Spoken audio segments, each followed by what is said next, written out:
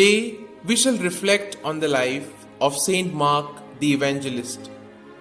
It is generally agreed that the Mark mentioned in the Acts of the Apostles is identical with the Mark referred to by St Peter in his first epistle and by St Paul in Colossians 4:10, 2 Timothy and Philemon. He was the son of Mary, a prominent member of the Christian community at Jerusalem, and an old friend of St. Peter's, in whose house the brethren were accustomed to assemble.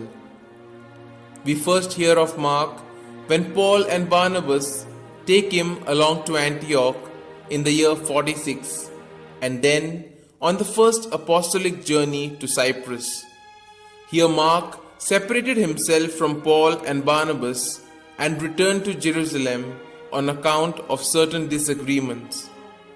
Paul refused to have Mark as his companion on his second missionary journey. This caused Barnabas also to separate himself from Paul. Paul went on his way, while Barnabas and Mark went once more to Cyprus.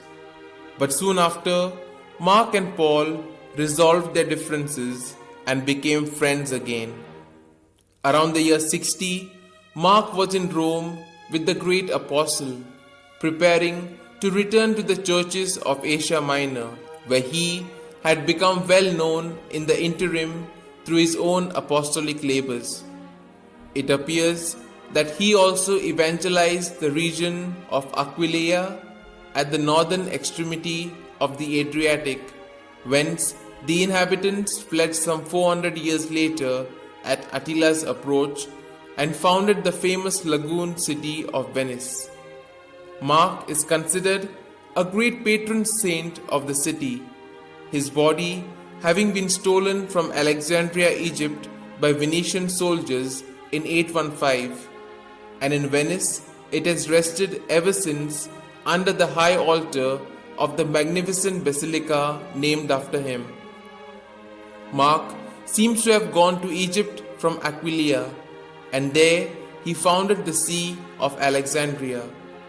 In the year 61, Paul wrote to Timothy at Ephesus asking him to bring Mark with him to Rome, and it was while Mark was in the eternal city that he wrote his vivid gospel account, which is a faithful record of the oral teaching of St. Peter, for whom he seems to have acted as secretary and interpreter.